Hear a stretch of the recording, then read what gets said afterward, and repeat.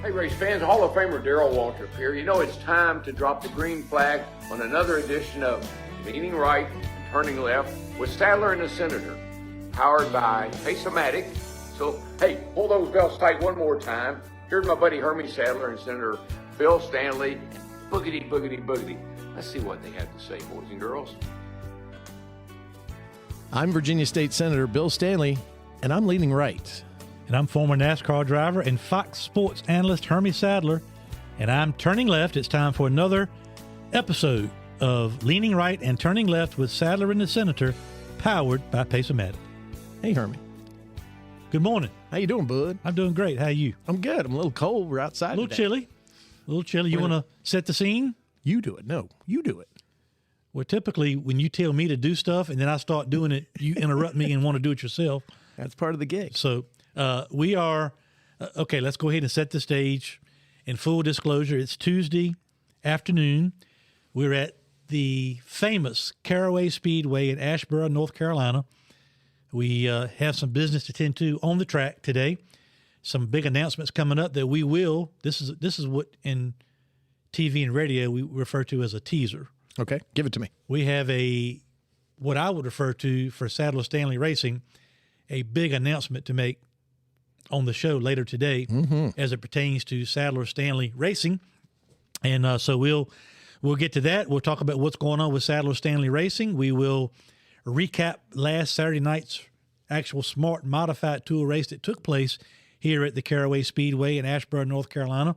And we will preview a big weekend of racing coming up, not only in the Smart Modified Tour at the legendary South Boston Speedway, but also it's NASCAR weekend at Richmond Raceway. And we've got some announcements coming up about that as well. So Pretty exciting stuff. Pretty exciting stuff. We've got a lot going on, and it's all good, and it's all positive. And by the way, it's all possible because of our friends at Pace-O-Matic. They've given us this tremendous platform on this podcast and on the racetrack with Sadler Stanley Racing. And we plan to carry that message to a lot of people and a new fan base also this weekend with our Sadler Stanley Racing team. So a lot to talk about, a lot to get to, and looking forward to a fun show today. Well, and I am too, and it's great that the Smart Tour is coming roaring back to Virginia. We've been here in North Carolina running some races the first 3 weeks. Now we do a little Virginia spin before we take a break for Bowman Gray. Yeah. So, and just to let people know what goes on with the Smart Modified Tour. For those that follow it, you know, but for those that may be following the podcast that don't know all there is to know about the Smart Modified Tour, they start the season off, and then we've got a couple more races, and then they take off about 2 months to let these same drivers and race teams compete during the summer at Bowman Gray Stadium in Winston-Salem, North Carolina. And that is a animal and a bear all of its own. Why you say that? It's just a unique racetrack. It's a unique facility. It has a very loyal fan base and following. They draw crowds unlike any other racetrack anywhere in the country. They pack the place every single weekend.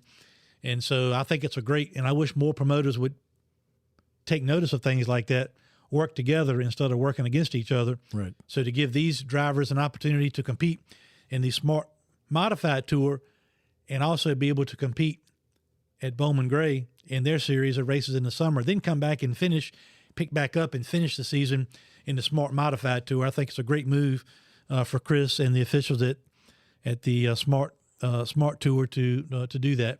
So also, do you want to preview, I guess, we got coming up? No, you do it. I did the first part. Bill, it's time for you to do something. All right. Fine. But first, before we even get to that, now I hear, Bowman Gray, sometimes the fights in the stands are as good as the racing on the track. I've heard that, yeah. Have you ever raced there? It never did. Really? Never Why had. not? I just never ran, as I've mentioned several times on this podcast, other than going to watch open wheel modifieds back at Martinsville Speedway back in the 70s and 80s. I've never really followed open wheel modified racing that close. We would sit up in the grandstands, and race fans around the Commonwealth of Virginia will remember the old Dogwood 500 weekends at the Martinsville Speedway, when there was a 250 lap late model sportsman race, which is now the, then it became the Grand National Series. Then it became, which is now the Xfinity Series. Back in the 70s and 80s, that was the late model sportsman division. My uncle raced in that, Bud Elliott, and there would be a 250 lap late model sportsman race and a 250 lapper for the open wheel modifieds. And I'm talking about Jeff Bodine and Richie Evans and, the old school racers of that era. And so I love to go watch them, but I never really followed them, never knew much about it really until we started getting involved with the Smart Modified Tour and the race I ran last year at Motor Mile. So I never just really was into it, and, that would lead me to go race or go watch a whole lot at Bowman Gray. But certainly, like I said, they've done a great job of marketing and promoting not only the track, but their series and their drivers, the personalities of the drivers. Quite frankly, NASCAR could probably take some lessons from the promoters at Bowman Gray on how to, the action on the track and things around it. So it's certainly a lot of excitement around this series. And that really helps our, just so people know, Jonathan Brown is our main driver of our number 22 in the Smart Modified Tour. Well, when it comes to Bowman Gray, he's got his own car that he'll be competing in. But the more he gets to race and the more fans get to know him and see him race, and that awareness and that exposure that he gets will benefit him when he comes back to finish out the season with Sadler Stanley Racing in the Smart Modified Tour. So, and he runs the 22 at Bowman Gray. Yeah, that's just his own setup. That's his number, his own car. Yeah. And I hear people that are particularly fans that say Burt Myers, Jason Myers, or even Jonathan Brown, they sit in like their own section. Sure. And they're very territorial. And you don't cross over sections. Yeah, that's what I'm hearing. You don't walk through sections with a hot dog and get to your section. You don't wear a Jonathan Brown shirt do not. And wade into the Myers section. No, it's an enter at your own risk type thing for all those drivers. And that's one thing that makes it cool. But I'm learning more and more about that. But we're really hoping and working towards Jonathan Brown. To recap so far, Jonathan, we've gotten 2 pole positions in the first 3 races. Mm-hmm. So, we basically started a team, let's just call it in January, right? To get on the track, be ready to go by February and early March. So our guys are doing a great job. The speed of the car is there, and we just got to have Lady Luck smile on us a little bit in one of these races, and we'll have a chance. But the speed is there. When you can qualify on the pole 2 races in a row, and by the way, we got engine noise again in the background, which I like. We're sitting right here in the middle of the infield. We're in the infield at Caraway Speedway. So looking forward to seeing a bunch of old friends again at South Boston Speedway on Saturday night. I hadn't been there in a long time. The last time I went to South Boston, I raced in Denny Hamlin's short track showdown with a late model stock car. And that, I don't remember, it's close to 10 years ago, I'm sure. Mm-hmm. And haven't been back to that track since then. But obviously, was that a home track for you? Yes. Would you consider that was your home track? Yeah, in the late model days, yes. Mm-hmm. And so I know a lot of people are going to be there. The Smart Modified Tour is honoring the legendary Virginia racer Ray Hendrick, the Flying 11. They're going to be honoring him. They named the race after him. Right. And so in tribute. Those around Virginia that followed Roy Hendrick and Ray Hendrick and the Flying 11 and Clayton Mitchell and Jack Tant and all the people that were behind that race team will get to see a replica of the car that Ray Hendrick drove. Roy, who I raced against, Ray's son, I raced against Roy at South Boston and other places. Roy's bringing a replica of the old coupe that Ray, his dad, drove to success and won many, many races on, back in his heyday. And as I said, Clayton Mitchell was a part of that operation, who was a friend of my dad's, one of the best chassis men that we've ever seen in any kind of racing. He was well ahead of his time. And then Jack Tant, legendary engine builder, is still alive. He's got to be close to 90 years old now, but over at in Littleton, North Carolina. And they just had a wonderful race team. And like I said, they were way before their time. But you'll get to see that car making pace laps at South Boston Speedway Saturday night prior to the green flag and the Smart and Modified Tour 99 lapper this weekend at the South Boston Speedway. Who's going to be driving it? I mean, do they have one of the Ray family Hendrick. members? Oh, Ray. Okay. Yeah, okay. yeah, Ray's going to bring it and drive Maybe I it. missed Yeah. that. Yeah. Well, that's great. And if you want tickets, and especially this podcast is coming out on Thursday, so you'll still have time to buy tickets at southbostonspeedway.com. You can buy them online. You can buy them at the track. But, South Boston, every time there's a race, and I think this is their opening week, it's important. People load up. People get there. I think it's going to be a well-attended event. And ultimately, you want to get those tickets now. And what I like, the last race of the night will be the Smart Modified Tour race, but it's a full slate of racing during the course of the day. Your favorite late model stock car drivers will be there, street stocks, your normal racing Saturday program that you'll have at South Boston Speedway will be racing in addition to the Smart Modified Tour racers that will take the green flag shortly after 4 o'clock on Saturday afternoon. And they'll hear this sound that's in behind us, It's right? great. So I think it's great. It's driving your executive producer crazy, but I like it. Chad's been driving me crazy all week, so ever since from Caraway on in, but that's another story probably for another podcast. But I love that sound. That is a late model stock car racer on the racetrack. Just getting some testing laps in. We are outside underneath the tech shed here at the Caraway Speedway. So the natural gnat sounds, as we call it in the television world, are shining through big and beautiful here at Caraway Speedway. Now, do you want to talk about the guests we'll have on later in the show before we get to our leaning right moment? Absolutely. And what I'm going to do is I'm going to do it just like you did, a teaser. Okay. Person that we're having on this podcast, after we go through a couple sessions here and we do some testing, he was born in 1977 in South Bend, Indiana. But he's not a fighting Irish. He's a Boilermaker. He got his first championship in 1999 at the in the United States Auto Club Silver Crown Series. 2008 Daytona 500 winner. 2013 Brickyard 400 winner. And the 2002, he won the Winston, back when they called it the Winston, the All-Star race. 725 races run over 21 years in NASCAR alone. And let me tell you what his lineup is, because it's pretty darn good, how it works out. Let's see here. Gotta flip a page. So in that time, in those 725 races, he had 18 wins. That's Cup Series win. Cup. 268 top 10s and 51 poles. Now, I could say his name, but I'll tell you his nickname.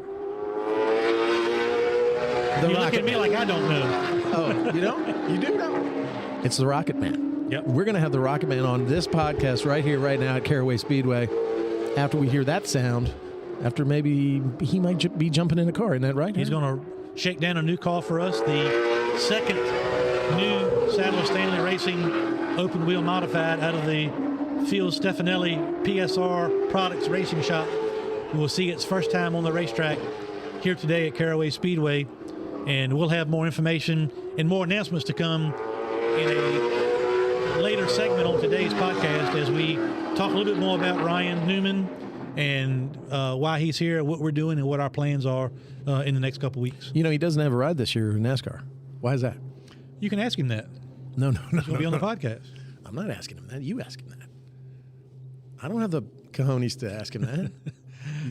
Well, Can you ask him that? if that's something you want to know, you can ask him. No, I thought you might know because you knew what his nickname was.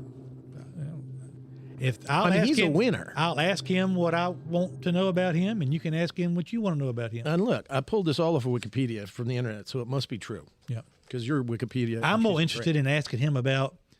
I remember being at Bristol, and I don't remember the year, but I want him to tell the story.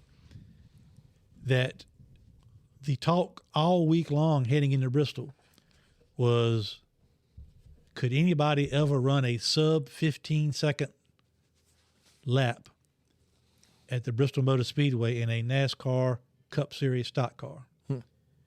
And Ryan Newman qualified on the pole that day in the 1490 second, the first, only, and ever sub 15-second lap at Bristol Motor Speedway. Who was he driving for back then? Penske, I think.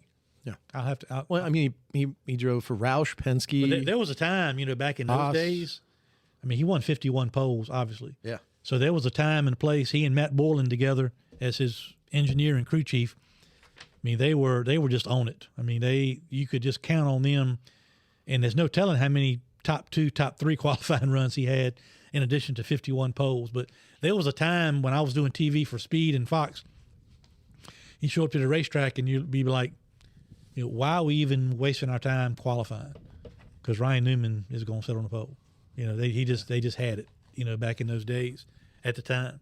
And it's catching lightning in a bottle. I mean, especially in racing. They just were on it. They were locked in and had it going. So we'll talk to Ryan Newman, the Rocket Man, later today on Leaning Right and Turning Left with Sadler and the Senator. Look, before we go away from that, but Xfinity Series, 64 races over 9 years, 7 wins, 35 top 10s, 12 poles. The fun one here is 7 races run in the Truck Series, 1 win, 6 top 10s. So he was in the top 10 every time. Yep. 1 pole. Mm-hmm. I mean, success has followed him around. Yeah, he's and I said this to him and other people that I've talked to him about. He's one of the best racers of his generation. No question about it. And that's why I asked. Why am I not watching him on Sundays on Fox? Yeah, you can ask him that. Can you ask him for me? No. You can ask him. Will he get up? I will ask him about the sub 15-second lap at Bristol. I will ask him about what he's doing now. That's more important to me than what he's not doing. I know he's got great kids that he spends a lot of time with and loves dearly. I want to talk to him about Daytona last year. He rescues animals too. Yeah, I want to talk to him about Daytona last year and how that went down and what went through his mind and his road back. Wasn't that 2020 when he wrecked? Mm-hmm. Yeah, that was tough. And he's had those kind of spectacular wrecks before where he's flipped over and been on someone's hood. When you're going Talladega, fast, you wreck more. Right. I mean, you can do it anytime. But I'm excited to have Ryan on the show. We'll have him on later today.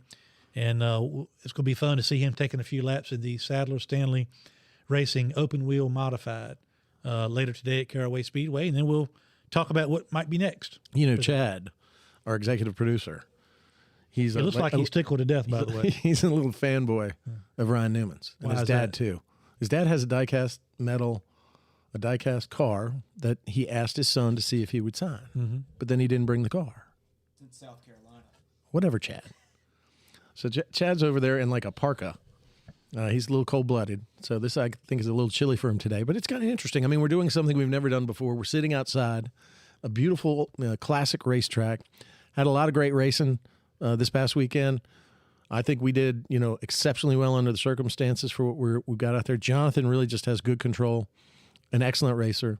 He's in it to win it every time. I mean, I don't think we could ask for much more between PSR, Phil Stefanelli, and Jonathan Brown for our 22 car. All right. Before we get back to racing, we'll take a short break, and then we'll come back and do our Leaning Right moment. We'll talk about you guys have to go back to work. Yeah, I got a couple next things week to talk about. In the General Assembly special session. We'll come back and discuss that. Then we'll have Ryan Newman on. No. We've got our Turning Left moment, which we're going to talk about. Are you making an announcement? Is the big announcement going to be about what your political future is?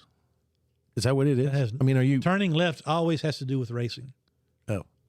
Well, we can move it up to my Leaning Right moment. There is no such announcement being had. Yet? This is important. Pace-O-Matic is an entertainment company which develops gaming software that players love to play and can use their skills to win every time.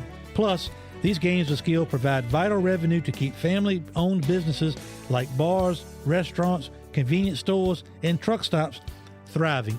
We appreciate Pace-O-Matic and their support of Leaning Right and Turning Left with Sadler and the Senator.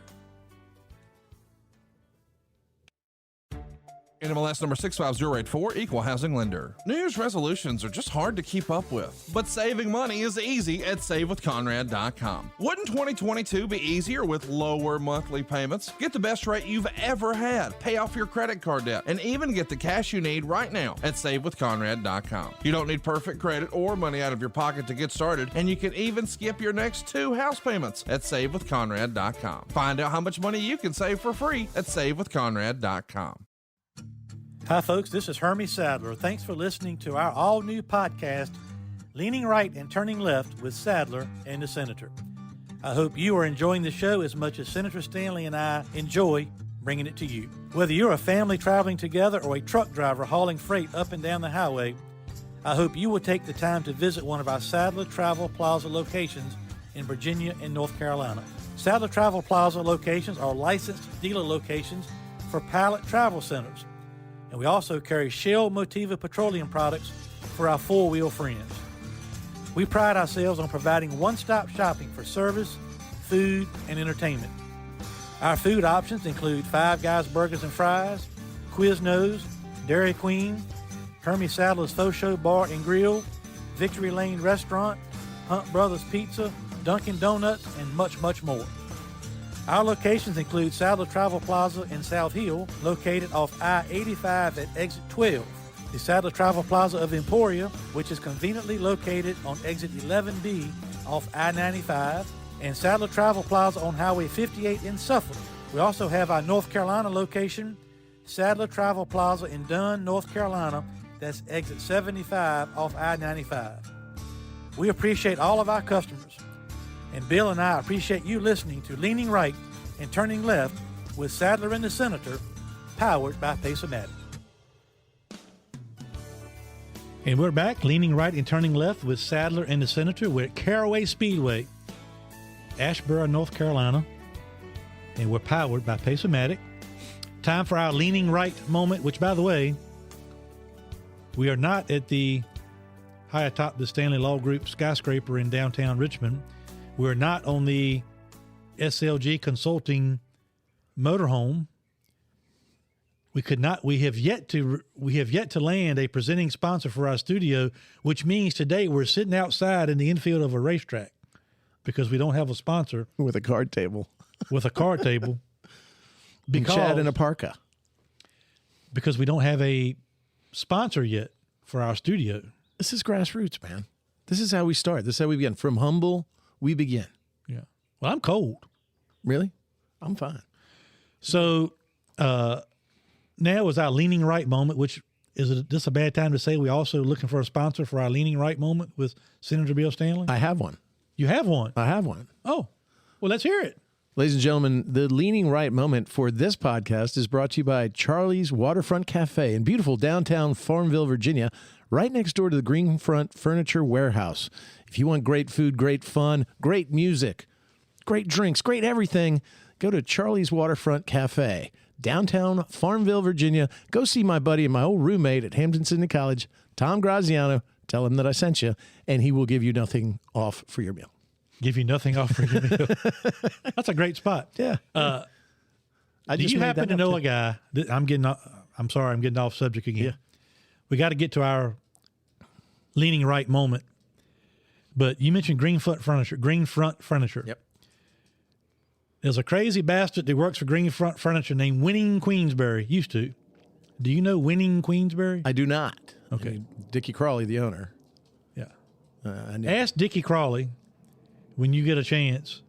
I think he's retired now, but ask him to give you, as best he can, a quick synopsis of the life and the career at Greenfront Furniture of the one, the only, Winning Queensberry. Winning, opposite of losing, Queensberry rules of boxing. Is that their real name? That's his real name. Really? Well, I know Tom Graziano now.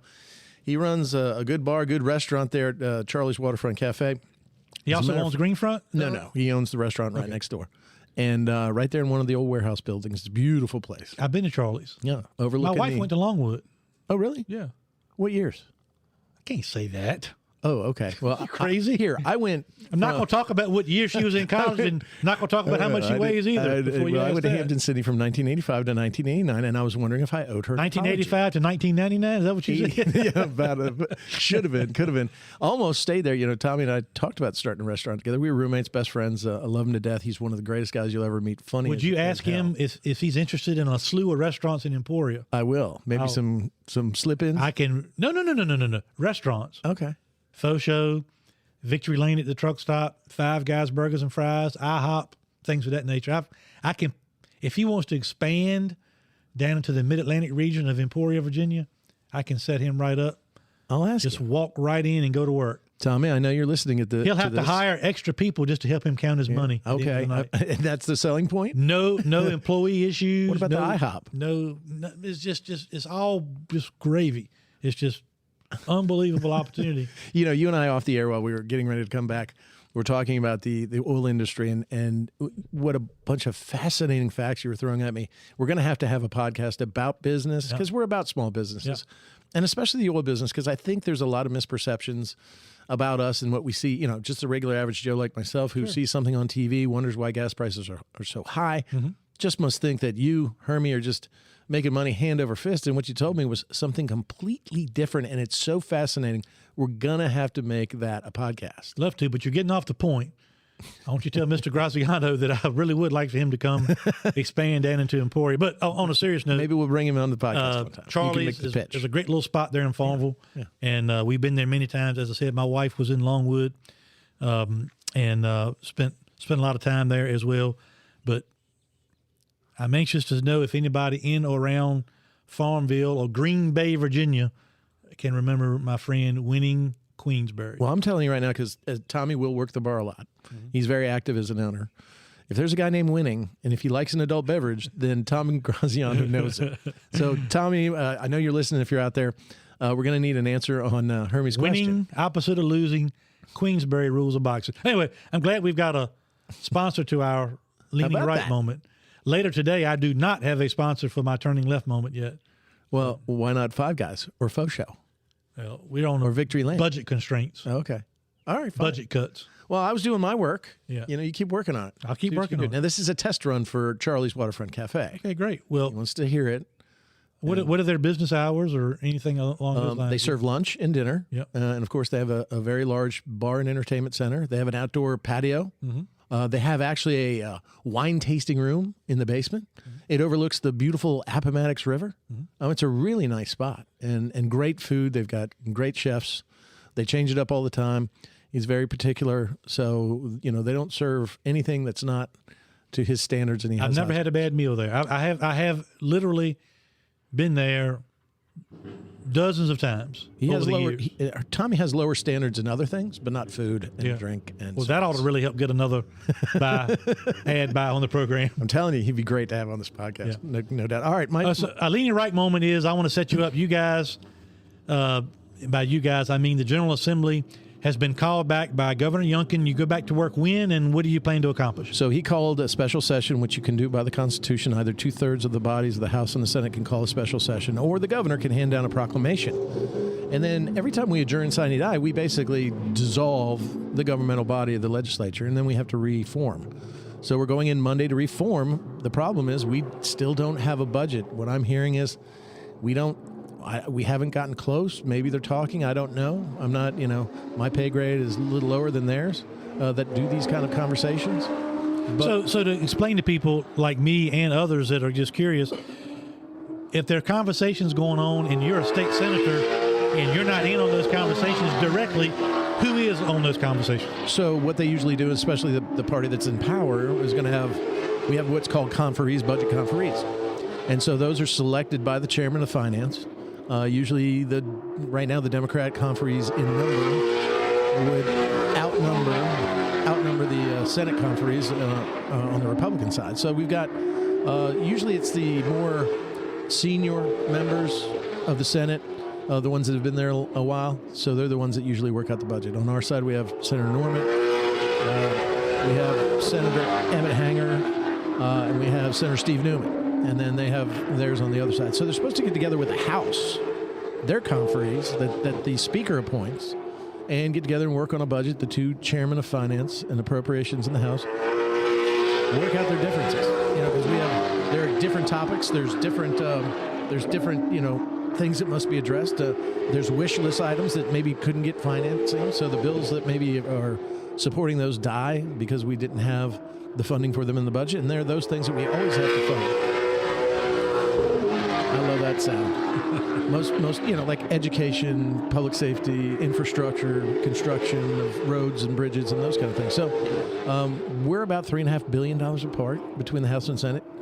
That's a lot, actually. And part of what we have, and it may be that we are rich with gluttony in terms of what we have in our bank accounts, but that creates more of an issue, I guess, coming together in a budget than when we don't, when we have to cut or when we have to save. So maybe gluttony is holding us up because those priorities are different on either side of the aisle of what we should be spending money on. So we're going back on Monday, but I don't know that we have a plan. There's been no plan given to me while we're testing today. I'm going to have a leadership conference, our leadership caucus meeting with my Senate Republican leadership.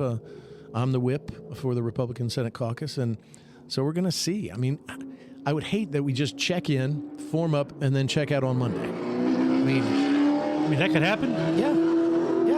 So then what happens with the budget? Well, then we're in session. We go pro forma, and they try to work out a budget, I guess, during that time. And when they got one, we'll come back. But we have other things to do. We have 47 bills that are still sitting out there. We have judges we have to pick. We're kind of, I hate to say it, kind of dropping the ball. And I'd like to get on with my business life and go visit my constituents and hear their concerns and visit my district as much as I can. But if you keep getting, jerked back up to Richmond all the time for a one and done. Yeah, and you don't have answers yet either for the questions that people are going to have. Right, even for our localities, like how much money are we going to get for school funding? How much money are we going to get for our sheriffs and for our police forces? And we don't have any answers for them. So it's kind of frustrating, but it's a part of the process. We've done more than once. We've done overtime. But this just seems and feels different. I don't know why. So my leaning moment is, here's your government at work. Maybe working, maybe not working, who knows? And I would just hate to see us go in on Monday and leave. But that may be it. I mean, that may be what we're doing. I don't know what kind of work we can do, but we should sit there and we should get it done. If we have to stay a week, we have to stay a week. I'm clearing my week, continuing my cases, doing everything I can for, my people. I'm going up early on Friday. We've got meetings. We've got meetings through the weekend. We've got all this stuff that we've got to do. It interrupts even, my ability to go, honor and remember my mentor, my good friend Gil Davis, who I love very much and miss very much. And one podcast, we're going to have Joe Camerata back on and talk about Gil Davis, because there's some great funny stories outside the Paula Jones case, which we had in an earlier podcast that has been very popular. Yep. So my leaning right moment is the failure of us to get a budget done. I'm hopeful. I'll continue to be hopeful. But we'll see if this is a perfunctory exercise or we're actually going to roll up our sleeves and get something done. Now, I have another leaning right moment, and it involves you. It does. Yeah. Okay. In the Senate, but not announcing for anything. I just wanted to thank you. We've been getting a lot of publicity, a lot of positive publicity. There's a company in Virginia. I won't name the company, but it's been named in the newspapers, and they breed beagles for use in scientific experiments, which I disagree with. I'm a big rescue animal kind of guy. Right. And they got cited. As is Ryan Newman, our guest later today. And I might ask him about that. And so when we went up there, they had some USDA violations, some significant violations. So myself and Senator Dave Marsden, a Democrat from Northern Virginia, made a visit up there. And we sat down with them. They were very frank with what they thought their problems were, what the sources of those problems were. Because of the pandemic, they were breeding beagles, but beagles weren't getting sold because no experimentation was going on, which is a good thing. But it left a surplus of 480 beagles of various ages, but were outside of the clinical usefulness age. And I had 2 beagles. In fact, that day I got my second beagle, Dixie, and I paid for them. But I told them, look, you're not going to, because I guess what they have to do is in order to make space, they euthanize them. And Envigo was good about working with me, and I said, we're not going to do that. We're going to find adoptive homes for them. And in fact, not only do I have 2 Envigo, I said their name, Envigo rescue beagles, somebody sitting at this small card table has 2 rescue beagles from the facility. I do. And what are their names? Haley, my middle child, we always put her in charge of naming our animals. She named the 2 beagles, which we love, by the way, both females. I got them the week of Christmas, the week before Christmas. Went up and got them. One of them's name is Violet, and the other one's name is Phoebe. Oh, that's great. So Haley named Daisy them and Dixie. Violet and Phoebe. So Haley has a hard time with names. Like one of Naomi's cats, his name is Finley. Haley calls him Friendly. And that's cute. Yeah. So she kind of names them what she wants to name them and puts her little spin on their names. But she named them both. And actually, Haley rode with me the day that I went and picked them up. It was a beautiful picture. I had no idea. Never had a beagle for a pet. Never been around beagles that much in my life at all. But I got to tell you, they are two of the best pets. Yeah. I mean, they are friendly, loving.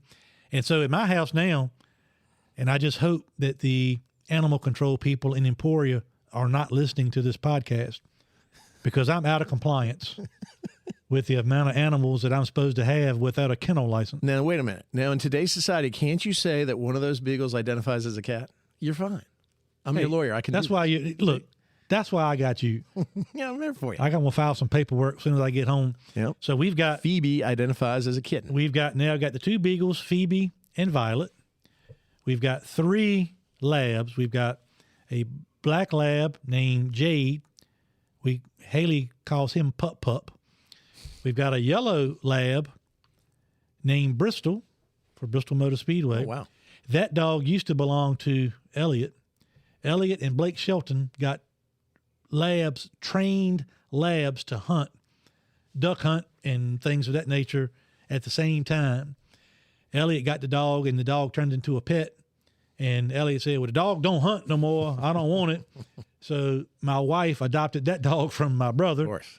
So she's a yellow lab named Bristol. And then we got a chocolate lab. Same time I got the 2 beagles. Right. And do you want to say why you got the chocolate lab? I got the chocolate lab because this goes back to a common problem I have with you, Senator Stanley. And that is you're hot and cold when it comes to communicating, even with people that you say are your friends. Here we go. So you and I had been talking for, I don't want to exaggerate, but a little bit. Yeah, go ahead. A couple months. Okay. Is that fair? Well, I got Dixie in November and said. Okay. We started having initial meaningful dialogue about possibly me adopting 2 beagles, let's say in early November. Yes. Okay. That's about right. Okay. Yes. So as I said, we were getting to the week of Christmas, and I had this conversation because I never know.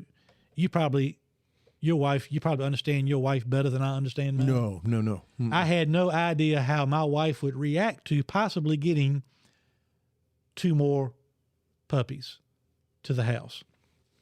She could have said, oh, I can't wait. Can I go with you?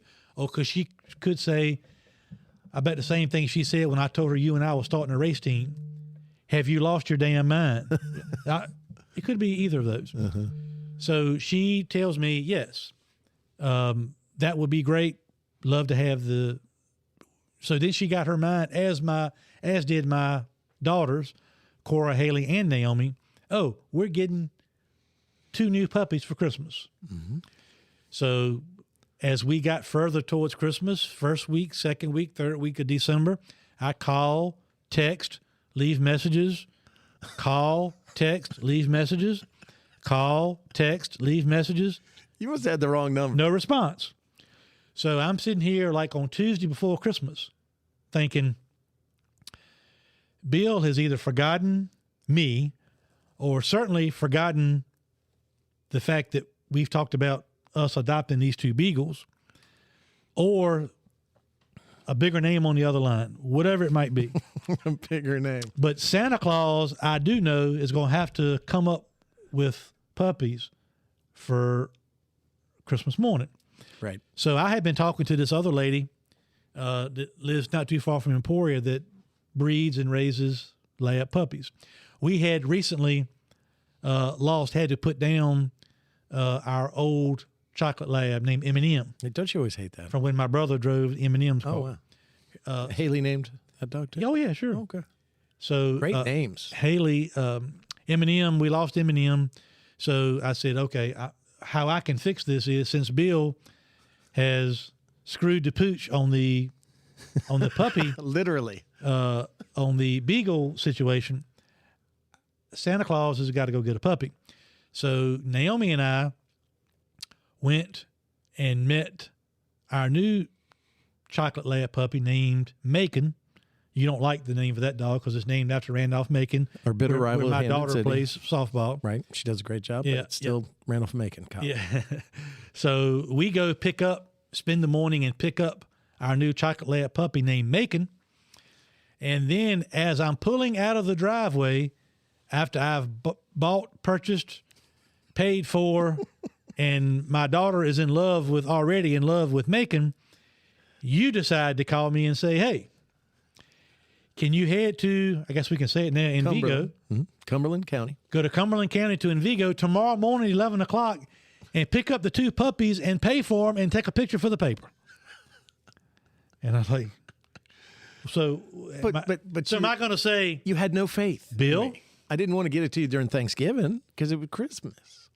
It had nothing to do with that, more so the fact that you just sometimes choose to go MIA, AWOL, on any, not even about puppies, on any number of subjects. I feel bad. But, So you're not Chad alone. is shaking his head like, I agree, but I can't agree because I'm on the payroll. Cost you 2 days vacation, Chad. But ultimately, we brought the 2 beagles home, and so now at night, before we go to bed, we have a play session in our bedroom, and it's They're wide open, aren't they? 3 labs, 2 beagles. We've got a Saint Bernard named Chloe, and a Yorkie named Sadie. Wow. There are 7 of them, all running around the house in the bedroom, and they're like sisters, all of them. They all just figured it out, Yeah. And so those 2 beagles, Violet and Phoebe, have become 2 wonderful new members of the Sadler household. Now I'm going to tell you, Chad. When I got the call, he did say, "Where have you been?" And I'm like, "I was arranging this for you." So the next call I got, he's like, "Hey, great, this is great. They're gorgeous. We love them." He sent me a picture. It was lovely. It's Christmas time. The next call I get about these dogs is from Herman. He goes, "Hey, Bill, can you answer me a question?" I said, "Yeah." He said, "Are these dogs supposed to crap this big?" He said, Everywhere, all day, every day.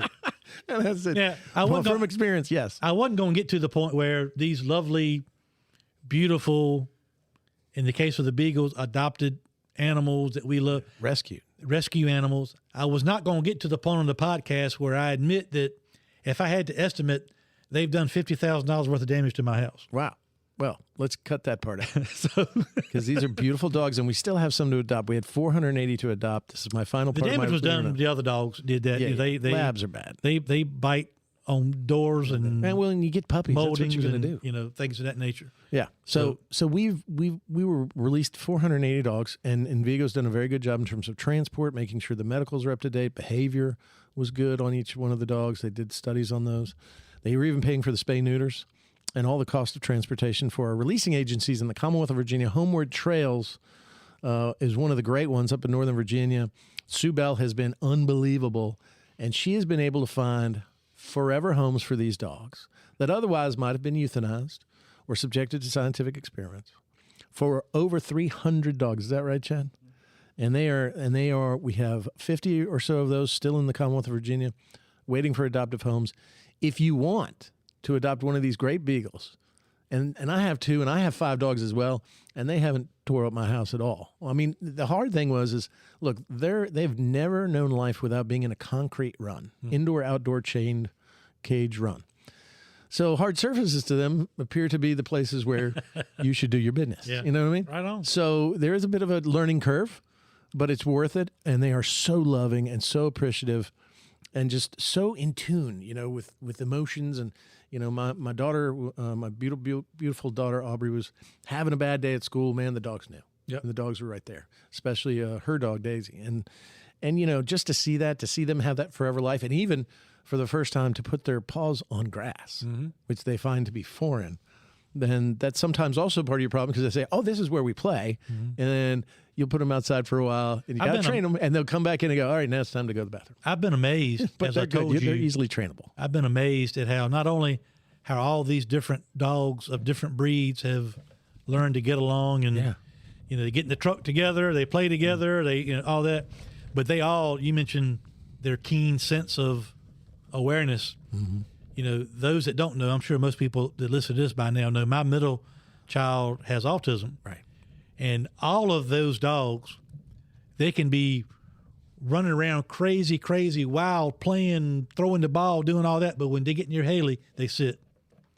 And like they sit like, Haley, you're special, and what can we do for you? You know, they That's great. They sense and all of them. The Saint Bernard, same way. I mean, Chloe got to weigh 175 pounds, maybe closer to 200. But when they all get near Haley, they all calm down and they let Haley pet them or whatever the case may be, and they all have an awareness of that. Amazing. And they can tell when you're having a bad day, good day. Even these dogs have been bred and raised for these experiments, these god awful experiments. They have that perception, and they're really in tune with it. And so, I have 5 dogs. You have 6. It sounds like 7 7. Well, good. and 3 cats. So, can I go back to my wife Laura and say, "Look, Hermie's got 7. That means we have room for 2 more." 3 labs. No, you don't think so, Chad? 3 labs, 2 beagles, Saint Bernard, Yorkie, and 3 cats. Mine is an Australian sheep herder. She's Bindi, after Bindi, the alligator, crocodile guy's daughter. We thought that was a great name. And of course, we have a committee on the names in the Stanley family. So we make a list of like 30 names, and then we draft. Okay, this round you can pick 6. The next round you pick 5. And so we whittle them down. And the final 2, and the kids are really great at naming, then you have a first name and a middle name. So we have Bella, who's kind of a schnauzery, almost like a Benji-looking dog. You've got Bindi, who's the Australian. You've got Daisy and Dixie, who are the Beagles. And then you have Draper, who was found running around in the streets of Martinsville by our Sheriff Draper, great guy. He sent me a picture. I said, okay, we'll take it because my youngest boy, Chandler, wanted a black and white dog. And it was supposed to be, it looked like a Beagle. It had a little brindle color to it. And now it is, we call her the Tank because she has the body of a I saw her at the racetrack. Yeah. Southern National Motorsports Park. She has the body of a, basically just a, I don't even know how to describe it, but she's just a tank. She has a little tiny head and a big tank body. So she's, even like a pit bull. But she's as friendly as can be, a little neurotic, but they all get together and they all get along. And here's the funny thing. We have cats to rescue, and they're all rescues. And they like the cats, and especially the Beagles are like, they'd never seen a cat before. So they're like, I want to be you. I want to be your friend. I want you to teach me how to walk on the back of the couch. Our cats are rescued too. True story. The last 2 were picked up on the side of the road. Is that right? Near the lake. And they one of them, after the first initial trip to the vet, unfortunately didn't make it. But the last 2 we've had now for 5-6 years are doing great. Cats are great. Get back to the name real quick. I think this is funny for me, but Haley names all of our dogs. Haley named all the cats. But the funniest thing is my youngest, Naomi, her name is Naomi Rose. Mm-hmm. So Haley has heard Angie for her entire life.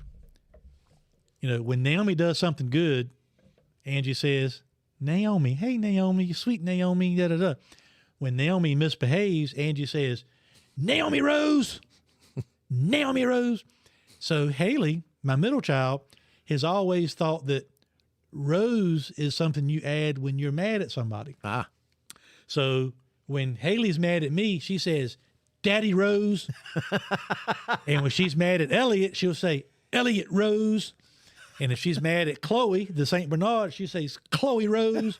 So Haley, true now, when Haley is mad at you about anything, she adds the Rose to the name because she's heard Angie all of her life, Naomi Rose, instead of Naomi, Yeah, that's hilarious. So when you go back next week for your special session, I'd like to hear a Janet Rose. You got it. Or a Tommy Rose. Senator Norman Rose or the senator from James City County, Rose. Okay, I'll see if I can work that in. And just tell them, Haley says when you're showing frustration with someone, Yes. you don't need to curse.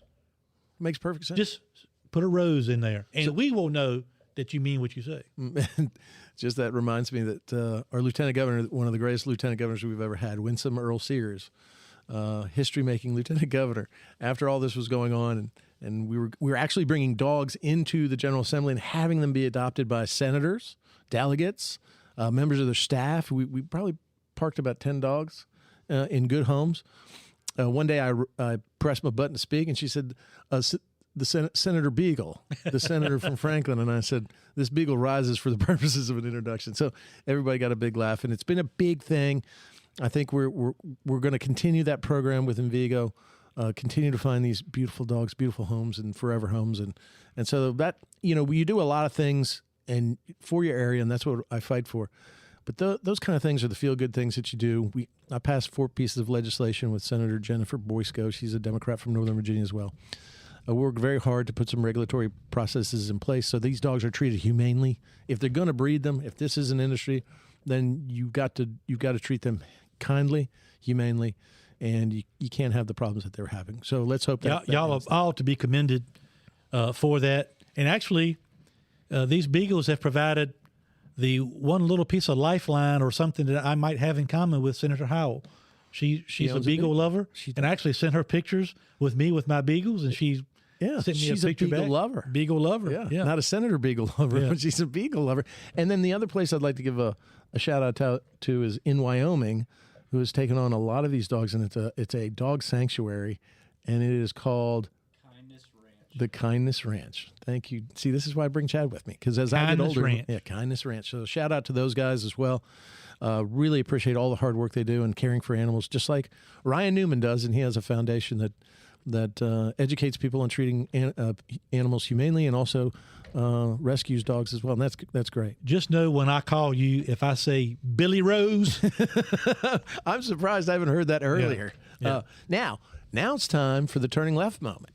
Now, Turning Left moment. Turning Left moment is going to be Ryan Newman. He's coming up next. No, it's brought to you by. Oh, right. I don't have a sponsor. Okay. So let me just run through some things. I thought I would do something because my wife, she loves racing. She doesn't know all the terminology. Here's what I thought I'd do. Just a fast round kind of ask you one of those things. You hear a lot of terms in racing and people don't know, like camber. Right. You hear got a lot of camber in there. So I'm going to ask you, let's start with camber. Okay. I'm going to give you a term. You're going to give me a bumper sticker version of what it means. Okay. Camber. Camber is the angle in which the tires are actually mounted on the race car. The camber can be adjusted usually by shims, things with the upper and lower control arms of the cars. So in other words, what you try to accomplish with camber is to have at the point in the center of the corner where the car has the most load on it, in the center of a corner, say here at Caraway, you want the camber to be set that at the place where the most load is, the entire contact patch is on the racing surface. And the contact patch of the tire. The contact patch of the tire. Okay. In the middle of the corner on the max load, you want that as much of that tire on the track as you can possibly get. And that's for grip? For grip in the center of the corner. Like if you've got 12 inches of a tire patch, you want all 12 inches on the track in the center of the corner. Now, you may notice if you go to the racetrack or watch on TV or go to a Smart Modified tour this weekend, when you see the cars just being pushed through the garage and going straight, you'll see the right front tire leaned in at the top, and you'll see the left front tire leaned out at the top. So when the cars are not under load or not in a corner or just being pushed through the garage, they look like they're tilted over, to the left. And they are in such that, so when the car goes into travel in the corner, the tires level up and the complete contact patches on the track. You should teach a course in that. So I think this is great. I'm learning more every day. All right. You hear a lot of racers say, I had to lift in the corner. I lifted right there, and the guy in front of me or the guy behind me didn't lift. Yeah. And we got into it. Yeah. What's lifting? Well, lifting is just like you do when you pull up to the stoplight in your street car. You have to get off the gas when you see somebody in front of you that is slowing down or taking a different entry to the corner. And that's the difficult thing. There's one thing to be able to go on the racetrack by yourself and cut laps, but when you're on the racetrack with, in the case of NASCAR, 38 other cars, and there'll be 37, 38 Smart Modified Tour Modifieds this weekend at South Boston Speedway. You have to let off or prepare for your entry into the corner in accordance with what the guy in front of you is doing. Mm-hmm. So lift off the gas, and in most cases with race cars, you want to brake before you start turning down into the corner, or try to get most of your braking done before you start turning into the corner, because race cars don't typically respond as good when you're in the middle of the corner with a lot of turn into the wheel and heavy braking as well. Braking sometimes makes the car want to go straight. So you want to try to get off the gas, on the brake while you're going straight, get back off the brake, and then make the corner, and then pick the gas up as soon as possible to get off the next corner. Okay, so a lot of times you'll hear, especially if you're listening to the driver talking to his spotter or his crew chief on the radio, car's too tight, car's too loose. Tell us what the difference is. Car's with too tight. The technical people call that an understeer. You know, you go in the corner and you turn the wheel, and the front tires want to go straight. They do not want to turn in accordance with how much you turn the steering wheel in the center of the corner. That's called too tight. You can call it a push. Like I said, smart people call it understeer. And if a car's too loose, it's exactly the opposite. If a car's too loose, the front end is gripping too much, and then the back end of the car wants to come around to kind of chase the front. So then you've got a balance issue where if you're too loose, in most cases, your front end of the car's got too much grip, and it's locking down too tight, and it's making the back of the car too free. And you know, I know the old saying people like to say, "Loose is fast," but when a car is too loose for too long, especially one of these smart modified tour cars, you burn the right rear tire off, and then you've got no forward drive off the corner, and then you're a sitting duck. You can go nowhere if you've got no forward drive. So when you see a race car driver, let's say, you know, in-car camera, NASCAR, and he's really working the wheel, kind of left, right, even though he's going around, let's say turn 1, turn 2, turning left, but he's also turning right, anybody who's hacking the wheel, anything like that, means that the car is nervous and the driver is uncomfortable. And typically that doesn't work. If you watch in-car cameras, you know, I look back at old film from back in the 80s with Cale Yarborough and Darrell Waltrip and Dale Earnhardt, and you see them bouncing around and driving, you know, that's a whole different era. It's a bias ply tire. It's a big spring. It's not a lot of downforce, not a lot of balance in the cars, and the guys are manhandling them. But in basic terms, in today's racing, when you look at an in-car camera shot from somebody, if they just got the wheel turned a little bit to the left and the hands of the driver are quiet, that's usually when that driver is running the best. What you want the car to drive a little bit on the right front and the hands be soft, that's when you got the chance to be the most consistent. Now you can make the car be a little bit freer to be faster, but that's a driver comfort thing, and that's related to, you know, the kind of track, the kind of car, the kind of tires, the kind of brakes, all those kind of things. But typically speaking, you want your driver to be turning the wheel a little bit to the left and holding a quiet wheel. That's what gives you the best chance to be good for the longest runs. Okay. So a couple more, and then I have another turning left moment I want to ask you about. Downforce. What is downforce? What's the effect on a race car? Yeah, downforce is basically when the air or the wind pushes down while you're on the racetrack, pushes down on the car to make grip. So when you're riding down the highway, if you pull up behind a transfer truck or something like that, you may feel some turbulent air around your car, and you can feel it blowing you around. Well, when you build race cars, when these smart people put the bodies on these race cars, they've kind of figured out how they want the cars to squat on the track from the air, that when they're going through the air, the force of the air pushes the car down. And the aerodynamics. And the teams have learned how to put the bodies on the cars and how to place the spoilers and get the spoiler to get as much air as it possibly can, and how the body squishes the car down on the track. And so you actually use the air that's created by being on the racetrack running 90, 100, 120, 140, 150 miles an hour. Use that air to push down. And that's why you also hear talking about clean air. When you're on the racetrack by yourself, you've got 100% maximum downforce on the car. But when you got another car on the outside of you, or another car on the inside of you, or another car right in front of you, they're taking air off of your car, And so your car is going to be more difficult to drive. If it's somebody on the outside of you or inside of you, your car's probably going to be skatey. It's not going to be enough air on the car to push your car down and get grip.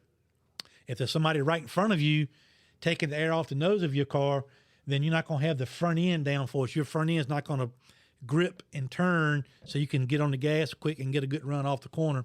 So your car, and that's why it's difficult. You see drivers Because it's sometimes- disrupting the airflow, right? That's why you see, yes, that's why you see sometimes on a race on Sundays now, the NASCAR races, a guy can be up front, gone, like there's nobody on the racetrack can run with him. He has a bad pit stop or has something happen. He comes in the pits, comes back out 10th. It's a completely different race car because he doesn't have that clean air pushing down on his car. Therefore, you know, a guy that went from being the fastest car on the track by 0.2 of a second gets stuck in 10th place because he can't go anywhere. He can't get enough downforce on his car to get the grip that he needs to run fast anymore. He's stuck in that dirty air, as we call it, and sometimes it's difficult to set your car up for that. So let's just say, okay, now you're back in 10th. You make another adjustment to your car to maybe tighten that car up to get it more grip. And then all of a sudden, if you happen to get back out front again, your car is going to be too loose because you've made the adjustment to be in traffic. So it's definitely a high wire act when you're trying to find the right balance for where you might be on the racetrack at any given time. Okay. My last one, but we're going to have to play this again. This is great. This is Hermie Sadler's Racing Vocabulary. It doesn't matter because 101. nobody Is this can a credit understand what course? I'm saying anyway. Is this a credit course? Do I get like a grade? You get no credit for none, Billy Rose. Here it is already. All right. The last one is wedge. Now they come in and said, let's put some wedge in it. Yeah. And isn't that when they've got the little machine? Jack the bolt. little jack bolt Yeah. tightening or loosening? So most the springs in the cars, you have jack bolts. The spring has a plate on the top and bottom, and when you want to put wedge into a car, you typically want to screw down on the left rear spring or screw up on the right rear spring. In other words, your left rear spring, if you've got let's just say for the sake of conversation, a 200-pound left rear spring in your car, if your car's too loose and you want more forward drive, you would crank down on that spring to make that spring shorter, Right. and give it more spring rate. So you could turn that spring, say, from a 200-pound spring to a 250-pound rated spring. Same thing for the right rear. If you want to screw off the right rear jack bolt, you would make maybe a 250-pound spring become a 225-pound rated spring. And you put wedge in the left rear, or you can take wedge out, based on what you want. But it has to do with, typically speaking, when a car is loose, you put wedge in. When the car is tight, you take wedge out. But there are a lot of things that come into that. You have to maybe sometimes put rounds in the left rear and take them out of the right rear, because sometimes you have to keep the ride heights, because you have to go through tech inspection at a NASCAR race, and your car has to be a certain height. On both sides. So you have to sometimes do it in multiple corners of the car to add wedge or take wedge out, or put more cross weight in or take cross weight out, and also keep the ride heights of the car intact. Okay, so since I gave you two leaning right moments, here's the second one for a turning left moment. Now, we had the Circuit of the Americas, this race the past weekend. I'm not big on road courses. I just, it's kind of hard to watch. Gets, I don't know, old after about 30 minutes, and especially when they're under yellow, it takes like 10 minutes to get around one lap. But Atlanta came out with a new track, new asphalt, new coverings. I thought the racing was great, better than I've seen, because Atlanta was a lot of spread out cars and not so exciting over the past couple of years. What were your thoughts on the new track at Atlanta Motor Speedway? I loved it. I give Marcus Smith a lot of credit. I mean, the guy's not afraid to take a chance. Marcus, just to let people know, Marcus and his family, his dad is Bruton Smith. Marcus is the son, a good friend of mine, fellow Tar Heel, UNC graduate, but not afraid to take a chance. You think about what they've done. They brought dirt in and put it on the Bristol Motor Speedway, and they did all that. That was ballsy. Yeah. I mean, and he turned one of the races in Charlotte every year into the Roval race to try to drive new interest. And that race has been ultra successful. Mm-hmm. I don't mind those road courses like the Roval or the Indy Roval, because they're shorter. But when you get into the, like the Sonoma stuff and that kind of that length, I don't know. I like more short track race. But I'm just saying, Marcus And SMI is the name of that company. I do some work for them on PRN Radio. I co-host Fast Talk on PRN Radio every third Monday night They named it after you. at the Charlotte Motor Speedway. Yeah. Fast Talk. Yeah, Fast Talk. That's you, baby. So I alternate with Kyle Petty and Jeff Hammond on there. But, for transforming Bristol into a dirt track, Yeah. taking the Roval, to Charlotte, redoing Atlanta and changing the type of racing. Oh, it was great. He's involved in the project. They're working on North Wilkesboro. I mean, he's just not afraid to put it on the line. That's great. In racing terms, we would say put them on the dash for a qualifying run. I think you understand what I'm Yes, talking sir. about. And he's not afraid to do that in the promoter end of it. He's not afraid to spend the money. And they're big enough to put on the dash. Yeah. Yeah. I thought the side by side was great. I mean, you've got to. It could be easy for him to say, "Look, we're doing okay with what we got. We'll stick with what we got." But he's not done that. He's done everything he could do. That being Marcus Smith and the whole team at SMI, they've done everything they could do to try to improve the experience for the fans at all of these racetracks. And I think by what we've seen with the attendance and what we've seen with TV numbers and things of that nature, people are responding. Okay. All right. Now I have another one. So I'm going to go three unsponsored turning lefts. So you're going to have to get a sponsor. Unsponsored. So here we are at Now, Caraway. look, somebody listening on this podcast, give me a call. I'm starting my sponsor of the turning left moment at $10. Ooh. $10. I don't know what you got from Mr. Graziano, and I'm sorry if I undershot. Yeah. but I'm starting By a out with load. $10. By a lot. $10. Okay. Well, desperation requires desperate moves. No and I'm gonna question get that. about it. And I'm desperate. Final turning left moment. I cannot sit here and have you tell me, by the way, this is unsponsored.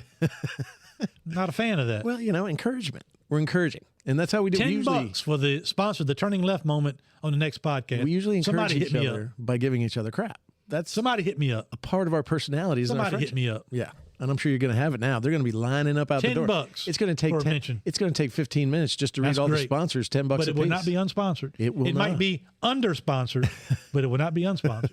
My last question to you. I know you were at your daughter's softball games. You go to all of them, which is just great. I mean, every parent should undertake the responsibility and the obligation you do. And plus, I know you enjoy the heck out of them. Her Randolph-Macon College softball team Yeah. is ranked 8th in the nation or 6th? Sixth this week. 6th in the nation. They've only had 2 losses this year. Is that correct? 17-2 so far, yeah. Okay. So you're watching great softball. We were here at Caraway. We started on the pole. We beat everybody on the fastest lap time during qualifying. He runs up front, gets collected in a couple wrecks. We end up finishing with a top 10 finish. 10, yeah. Give me your thoughts on what you saw in the Smart Modified Tour Series here at Caraway last week. And I know you watched both on your phone and you watched through Flow Racing, which Yeah, Flow everybody can Racing. watch this by Flow And Racing. I've got I really like to watch, I'm also in the go-kart business. And I'll get to follow. Why don't they sponsor? I get to Premier. follow for $10 they will. Yeah. Premier Racing Chassis. Oh, wait, I see what's going on. www.thepremiercart.com. I see what's going on. Did I say www.thepremiercart.com? It's going to be Faux Show, Five Guys, and Premier, and all $10 entries here on the next week. No, actually, that's 10 divided by 3, so that's $3.33 a piece.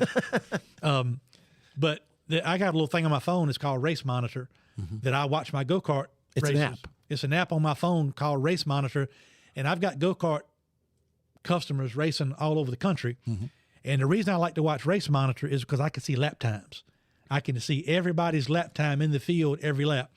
So the other night while I was with Naomi, I had Flow Racing on my computer watching the live feed, but I had Race Monitor on my phone so I could watch Jonathan's lap times every lap as they compared to other people in the field and how he was saving tires and all that. And he could go when he wanted to go.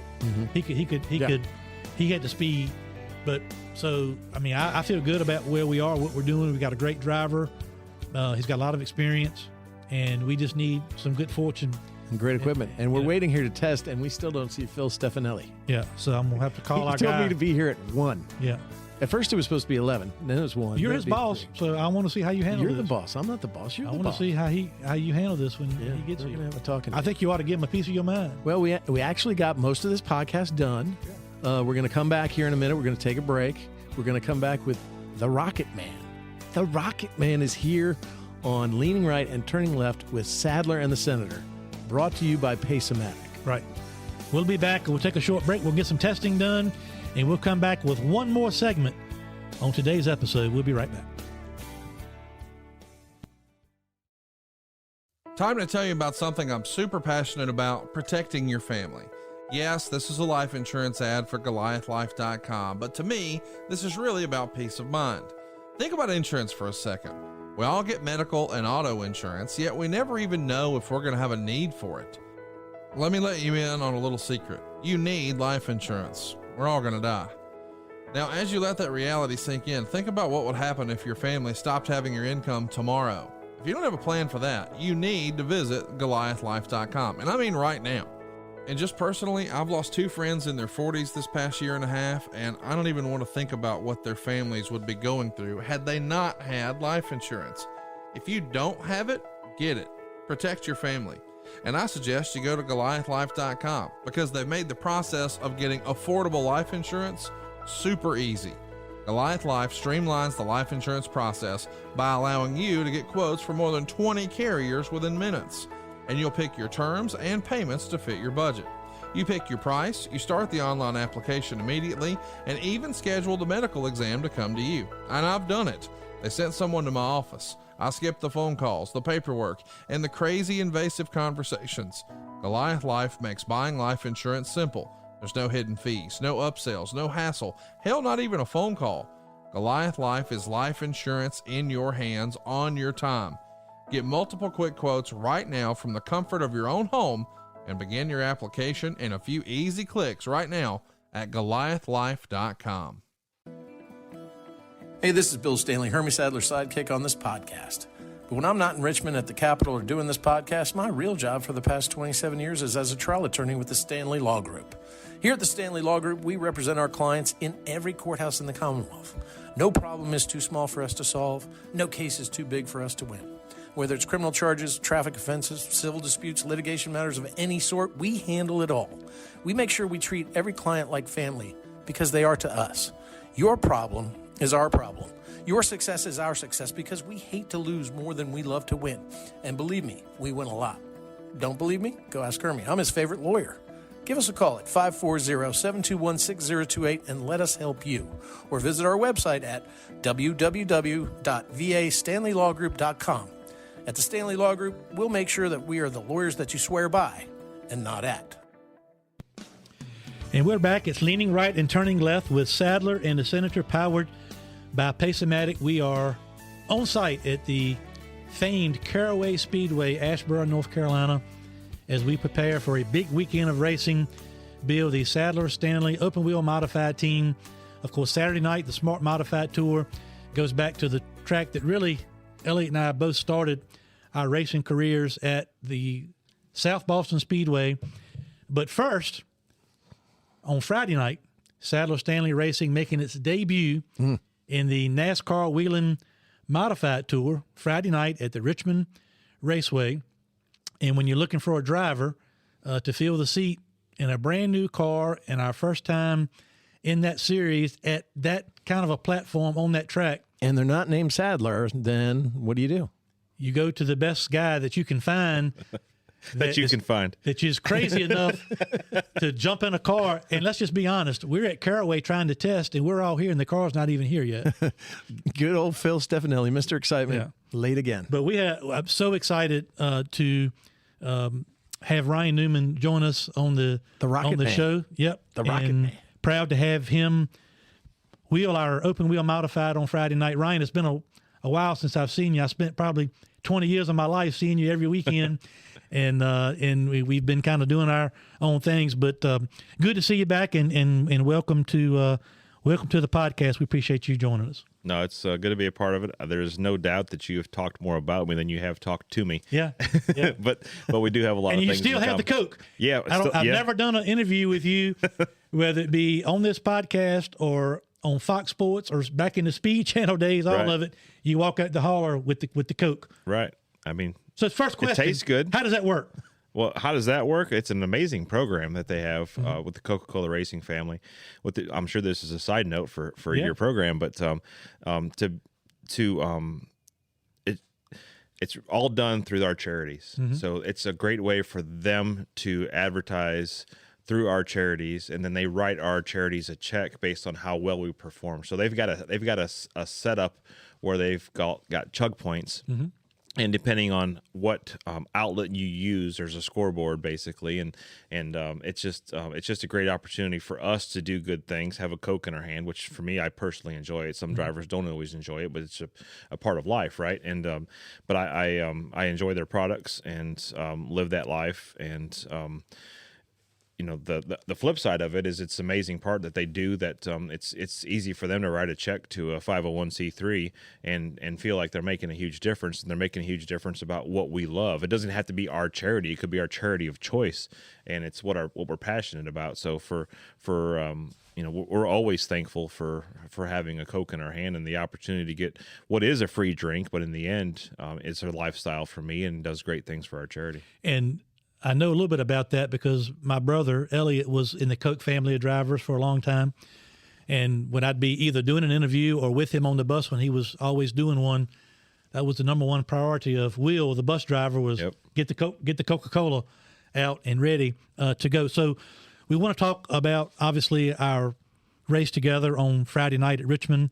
You've got some experience in open wheel modified racing. Talk about that as well. But start today, and I want to go backwards a little bit. So, and Senator Stanley told you before we started communicating or talking on this podcast, Bill is a lifelong race fan, and he told you, and I know he meant it, that, and I've heard this about my brother and other people too that have gotten out of the seat full time for one reason or the other. He misses seeing you on the racetrack on Sundays, and I know he means that. But tell us, I do. and our I mean, viewers, he was in it every time. Yeah. You were Mr. 110%. Yeah, You were the one you wanted to watch for. and for quite a long time. I mean, I did it for 20 plus years, and there's parts of me that definitely miss it, and I miss more so the like we were talking earlier, the good old days of winning poles, winning races, running top five. No question, like you were just going to be there. Like you didn't even have to think about how you were going to have a good day. It just happened. And the last few years of my career was significant challenges on race day, and we didn't qualify anymore. But ultimately, just having speed in the race car, and I miss lots of it. There's parts of it that I don't miss for sure, but at the same time, I enjoy the other things that I've missed, probably more so than I ever thought I would. Time with my family, time at home, getting to enjoy the outdoors. I have more time, but there's still the same amount of time, and I still fill the clock. what's occupying your time these days? My oldest daughter, Brooklyn, she's 11 now. She's doing some outlaw kart racing. So this past weekend was her, guess it would be her fourth and fifth outing with outlaw karts. So she's a beginner box stock now. She made the A mains both nights, one at Millbridge and one at Mountain Creek. Had some good runs, and just watching her learn. I mean, she's watched me for years, but ultimately, and I think this, it's different when you get behind the wheel. You can try to guide somebody all you want, or have somebody watch you all you want, and in the end, doing it's something totally different. So being a part of that is really an amazing feeling inside of me, and I've been surprisingly not nervous. Yeah. Right. As my daughter's out there, like I haven't gotten nervous. I've gotten excited, which I don't know what that tells you. Like I'm trying to figure out what that actually means. Did you have to push her, or she? No, she just started up, and push her to drive. Not at all. Yeah. Not at all. I asked her, so she. I got 3 daughters, and none of this been cheer and a lot of wonderful things, baseball, softball, but I'm in the go-kart business, and I've tried to get all of them to ride go-karts, and they go ride and have fun, but no desire to compete in racing. Yeah, and that's I wouldn't say it surprised me. Obviously, the genes are there, but ultimately, she tried dance, she tried gymnastics, she tried soccer, she tried a lot of things that just didn't work out. They weren't fun for her. Now she's doing some horseback riding. So even after the race on Friday, we'll drive for a couple hours to a horse show that she's starting at Saturday morning, and we'll do that.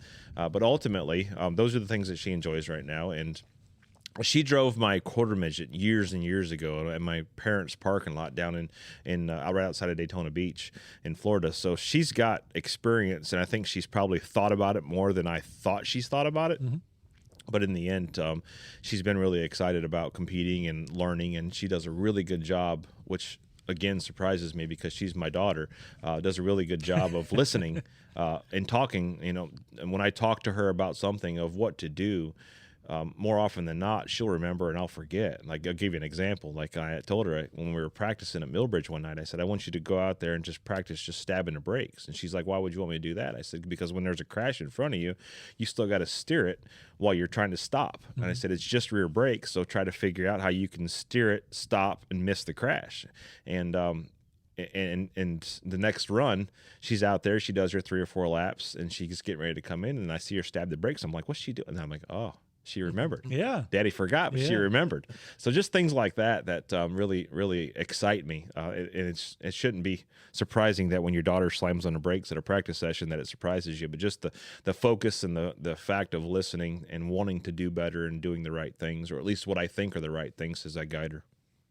I know we talk about missing racing and all that, but I know you're happy to be at an age and have your health and the resources and things you need to spend those kind of moments and things with your kids. It's got to be nothing like it. Yeah, they're at that. Both of them, being 9 and 11, are at a great age to just enjoy those levels of excitement and the things that they do. And I've never met, and I think you can attest to this, I've never met anybody that said, "Man, I spent too much time with my kids when they were younger." Yeah, You just never hear it because it doesn't exist. It's not possible. I've tried to. It's hard to say you regret, but I'm trying to make up for lost time. Right. Every day, doing everything I can now for the sacrifices we all made as parents when you choose to be in racing and Right. that the circus we call it that went along with that. But it makes me appreciate a lot more now the times that I do get to spend with my kids. Bill and I were talking earlier about things to ask you and this and that and the other.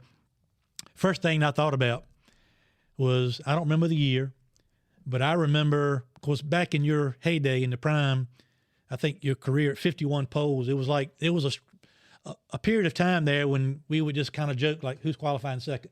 Because you were going to be the guy. But I remember going to Bristol to do TV. I was doing the pre-race show, the race day, and all the stuff, and the talk all week long about the racetrack and the cars and maybe the tires and the weather and all that was, is there anybody going to run a 14-second qualifying lap at Bristol? Yeah. And of course, you did it. Right. So remind me or tell us about that week and why there was all of a sudden so much talk about a 14-second lap, and what you remember from that lap. And did you hold your breath the whole time? No, I don't know about the holding my breath part of it. I'm sure I did for at least a lap of it. But it's funny you said this and brought this up, because I had a friend last week that sent me a text, which was a YouTube video of all of Ryan Newman's 51 cup poles. Mm-hmm. So I downloaded it and I started watching it, and I'm like, I can't do this right now. So I watched it later, and then I was like, it just gives you goosebumps, right? Because it's like going back in time and recalling all those great moments. And I watched, I'm like, remember. And then I sent it to Don Miller, who was the president of Penske Racing, which is still a great friend, and my old crew chief, Matt Borland. And we were watching through, and next thing I know, I'm getting texts back from him, man. Like, this is amazing. Thanks for sending it to me. All those types of things. And to answer your question on the Bristol deal, I think for so long we were so close to breaking it, and we all kind of knew that technology was getting better, guys were getting faster, and I think it was like we were right there. I mean, like, we've been 15 to 0 whatever for a long time, and then I went off and clipped off that 1490, and it's we nailed it. I mean, Borland nailed it on the setup, the tires were right, everything was right, and Did you I know hit it? the mark. I can't remember. Could you look at the scoreboard? We didn't practice down there. We didn't practice in that. I think we were 15-0 something in practice, and then when I ran at 1590, when the track was cooler and cleaner and everything else, like there was potential. But I knew I nailed the lap because I was doing some stuff down in 3 and 4 and hooking the apron and making grip that was marginal, right? So if you miss it just a little bit, you're gonna get loose or tight. But if you hook it just right, you're gonna nail it. And I nailed it. And it was then that I think that, and you can even, if you pull the YouTube video up, you can watch it, and it says, I think it was DW said something, and then I think it was Larry Mack that said I rocketed off of turn 2, and I think that's where the Rocket Man name kind of kicked in. Did you know? I know you said you nailed the lap, but did you know when you was it first lap or It was first lap. First yeah. lap. Yeah. Did you know when you? Oh, yeah, I knew it was a good one. Yeah. I didn't know if anybody was going to go faster, but I knew it was a good one. Yeah. And then if you watch later in the video, I had an amazing record and tied Buddy Baker at Atlanta. I'm pretty sure it was either Atlanta. I think it was Charlotte. I had a lot of pulls at Charlotte too. I get confused sometimes when it comes to this because I get so excited. But I came off of turn 4 and I called it out. It was probably pull number 45 out of the 51 or whatever. I called it out. And I said, I got him, because we were one of the last cars to qualify, and I knew who was quick was going to be the competitors. So. What? It's hard to explain. I never won a single pole in the Cup Series, but some of the times that I qualified 25th was some of the best driving I ever did in some of the cars that I had. But where did you enjoy qualifying? Like Atlanta at night, to me, was a breathtaker. Oh, yeah. Bristol was always there. Charlotte, some of the tracks feel like you're running 300. Some of them, not so much. But did you have a place that you enjoyed? All of them. Yeah. I mean, ultimately, all of them. And they were different for different reasons. You're right about Atlanta. Atlanta, when it cooled off at night, was amazing. Darlington was amazing. It's just things coming at you. The lines in the track were blurred. The hash marks were solid white lines. And then Charlotte was always a lot of fun, just because you got the bump, the little humpy bump down in the middle of 1 and 2 that you had to hit just right. And Phoenix was a lot of fun. At one point, when they took the bridge down, they paved that part of the racetrack, so it was like hitting the sticky spot coming off turn 4. So if you could be sliding, which was to me, it's still turn 4. It's turn 2 now. Yeah. You could be sliding, and it was going to catch you. So it didn't matter what was sliding; it was going to catch you, and you could still save it. So you might as well get all the speed you could before you got there. I imagine in those days you probably were not that fond of qualifying at Daytona and Talladega because it took your edge away. And to this day, I don't know that I have ever gotten a pole at Daytona or Talladega, and it doesn't bother me. Because it wasn't me. Yeah, I mean, I get the fact that it's a team sport and everything else, but I don't know that there was ever anything I could have done to win the pole at one of those races. And you mentioned Matt Bullen. You guys, and we talked earlier today about the Smart Modified Tour race at South Boston on Saturday night. They're honoring the legendary Ray Hendrick, who you may or may not have know a little bit about Ray. 11 car, right? Flying 11. Yep. I've got the slot car. Yeah, legendary, around Virginia. All up down the East Coast for that matter, but they're honoring him at the race on Saturday night at South Boston. And he had a guy named Clayton Mitchell, who people viewed at that time of being ahead of his time. This is, 60s, 70s, mid to late 70s, kind of ahead of his time. And Jack Tant built engines for that car back in those days. But when you talk about Matt Borland, it just seemed like you guys, I don't know whether y'all just had something that y'all had together, just y'all two, so I'll ask you, did he just have what you needed in the car to make you comfortable to give you that speed back in the day, or were y'all a little bit ahead of the game as a whole as far as the parts and pieces that y'all had on y'all's cars? Yeah, I'd say it was a little bit of everything. If you look back at the history, the Penske engine program was stout. I mean, that was back in the day when they were pulling the engines apart because we were up on everybody on the chassis dyno and any kind of dyno and saying, here, this is what they're doing. Y'all need to catch up. This is the fairest we can make it for you. Here's a demonstration. And so the engines were good. The cars, in my opinion, I'd say if looking back at it, we probably could have been better. We went through a lot of transitions. We went from Ford to Dodge, and then Dodge went from one Intrepid body to a Charger body. So we had a lot of transition in there when other teams didn't. If you look back, let's just say compared to maybe the 29 car when Harvick was in, he started as a Chevrolet and stayed a Chevrolet for a long time. We didn't have that. We had a bunch of transitions, and we had strengths with those transitions, but we also had weaknesses with those transitions. And ultimately, ultimately it was teamwork. It was Moreland, myself, the shot guy, the crew guys that, everybody was doing the right thing and getting, and we were getting results from it. And, we also spent a lot of time on qualifying. Like if you remember back in the day, then a lot of guys would just work on race trim and they'd tape their car up and take a stab at it for qualifying. But we knew that starting up front was going to be really important, really important. For pit selection number one, and just in general the race. And I've always said, and you've probably interviewed me several times saying it, that Loudon was the birthplace of track position. We never talked about it. We just went racing, but when you got to Loudon, you had to really think about, man, if we start up front, we can stay up front, even though our car is not as good as the guys behind us. And that was just a part of it. That we focused on being really good on Fridays. Maybe gave up a little bit for the race at certain times, but hindsight's 20/20. You started with Roger Penske. I know you mentioned Don Miller as well. I don't know what the relationship is or was with Roger Penske, but what he's accomplished racing and other businesses otherwise, I'm just curious what you learned from him, maybe, if anything, at the time about not only racing, but business and teamwork and all. He just seems to be able to be a guy that most things he's involved in are successful. Yeah, Roger's an amazing guy, and I'm not involved in the business world like some other people are, but I've never seen anybody in my life that could remember people better than Roger Penske. And if you're going to be in business or the business of making money with other people, to know those people and understand them and just remembering the names like he does is amazing. So that's the one thing that I would say that really stands out to me about Roger. He's been successful in so many things. Motorsports is his passion. It's his hobby. It's what he loves to do on the weekends, right? But I was told that I think it was the IndyCar race, right? Was his 600th win as a car owner. Yeah. And I texted a buddy of mine who thinks the world of Roger Penske, and I said, "What do you think? What do you think he had investment wise, if you had to put a number on each win of those 600?" And his response was 7 figures.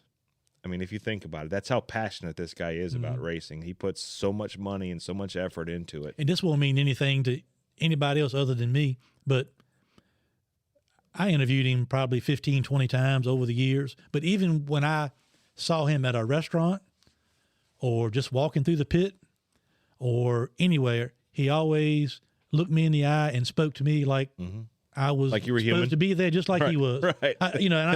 I guess I shouldn't be, Rick Hendrick has that same quality as well in a lot of things. Rick, I text Rick now and he'll text me back within 20 minutes, but Roger didn't, he would stop. He would stop, and I'm sure he had places to go, people to see, things to do. But and not just me, but other people, even fans. He always treated everybody like, if you're gonna give me your time, I'm gonna give you some of my time. And I always, among other things, respected that from him. Yeah, he would always find a way. I think I'm saying the same thing. He would always find a way to respect you without disrespecting somebody else. Right. And so many people don't know how to do that. But he could nail it every time. Like, you could be sitting there at the table with him, and he'd stop, and you'd feel like you were part of his conversation. Like, hey, this is so and so, and he'd make you part of it. Like, he's just a good, genuine person.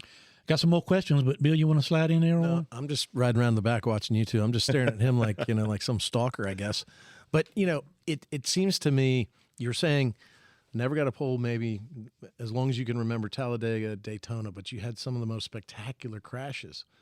Was there a correlation? I mean, Those weren't my fault. No, I know. No, and you were riding on the hood of somebody, a couple times. Yeah. But I mean, I guess why I'm saying that is we had Elliott on, and Elliott is really involved with iRacing.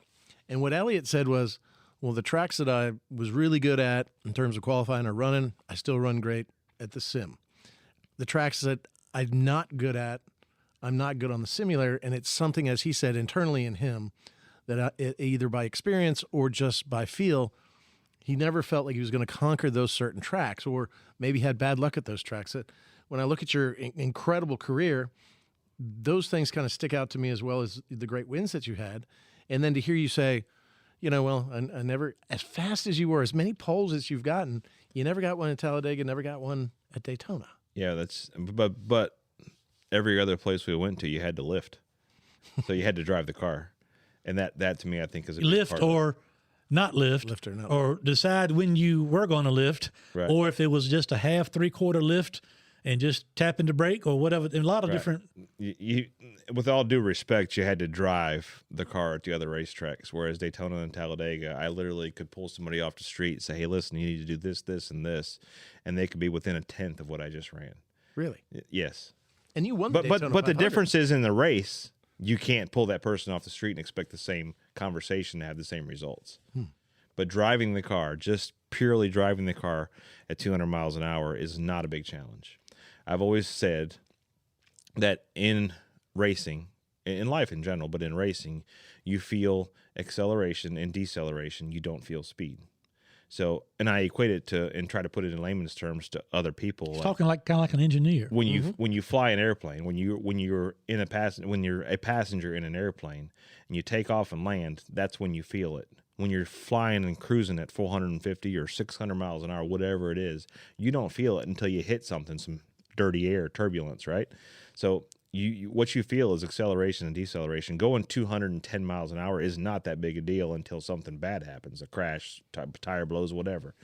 But how you accelerate and decelerate is what really makes it. And that, to answer your question, that's what you have to do when you qualify at Martinsville, when you qualify at Phoenix, and some of the short tracks are more powerful when it comes to driving skills than when you just lift at Charlotte or you barely burp at Atlanta. Then it's just different. It's just a different set of skills. So beside driving the 39 Sadler Stanley Racing open wheel modified at Richmond this Friday in the Wheeling Series, what in your mind is the most spectacular moment, something that you'll cherish in your racing career? Ooh, that's a good one. That's a really good one. Yeah, that's a good one. Yeah. You got a good one in, Bill. man. So there's multiple ones. Obviously, the Daytona 500, the Brickyard 400, those are all big special moments. But for me, I was asked a similar question to that not too long ago, and I feel that when and I've never been one to put pressure on myself, but I feel like there were times that I did put pressure on myself, and then therefore they made the races that much more special, and I was able to win 2 big races in my eyes on Father's Day. And if it wasn't for my dad, I wouldn't be here talking to you, driving. You got one of the cars, doing coolest whatever. dads ever. So he would appreciate you saying that. And you, I think he would owe you $20, maybe something. But you, but I'm saying, and I mean this respect. When at the racetrack, when I saw you, I saw your dad. Right. He was. And that's what I'm saying. was And with you. and that's why, to answer Bill's question, that's was why with it was you so all the special, time. was when I won the Michigan race on Father's Day weekend. That was really special. When I won a midget race, when I won the Cup race, as I say, the midget race, Cup race Father's Day weekend at Michigan, that was special. The midget race at Salem in 1999, I believe it was Father's Day. And my dad and I got into a little fight, just a father-son disagreement about how hot he got the oil before I qualified, because I felt like I should have been on the pole, and I didn't get the pole. Mm-hmm. And I felt like it was his fault because the motor bogged down because oil was cold. And he obviously disagreed. And I'm not sure if he did it on purpose, because he always said I was a better driver mad than I was when I wasn't mad. But I literally went out and lapped up to 9th, if I remember right. I think it was, I don't remember if it was green to checker, but I lapped up to 9th on a half-mile racetrack. And I walked, after I got out of the car, I grabbed a trophy, walked over to him, and I said, "Here, Happy Father's Day." And that to me, I think, just says how much I appreciate him and my family, for that matter, and my feelings about racing. Because if it wasn't for him, mostly, my mother included, but him mostly, I wouldn't have got to do what I've loved to do for the last 40 years. And Bill, being at the racetrack for the 20 plus years I was, different people, there were different family dynamics for different drivers. Some drivers always had their whole family there. Some drivers never had family there. Some dads were there, but kind of away from things. But I mean, your dad, huge fan of yours too. But always, had that excitement. He was always a race fan, and it was just a bonus when his son got to race. Yeah, I mean, We would literally sit in the grandstands, and he'd be the one if you had to figure out which night you were going to swap, because he's pound you in the leg so hard that you had to swap to the next night so he could hit you in the other leg, because he's just that excited about somebody making a pass, just bumping you, just loving it, and now I see that in my daughters, like literally, mostly my oldest daughter, because she enjoys the racing. But I mean, she's I see it in her eyes and in the fire internally. So it's making it more special for me to be a part of her program. You know, and it's great to see from the other side when you're now the father, because I think we've talked about this a lot on this podcast. We've talked about it a lot in private, of the influence that our fathers have had in our lives. To hear that story with you just goes along to prove also the point that what they leave us with. My father died a month after I graduated from college. I was 21 years old. I've missed him every day, but I still hear him in my ear. I still know what I'm doing. And now as a parent, I get to feel what he felt. And I appreciate it more. And in the same way, golly, I wish I just wasn't such a jerk as a kid on some occasions. But that's the I'm legacy sure he they leave. expected it, but I get your point. You know, but it really is the difference maker, because that's the legacy you pass down from your father to your children. Right.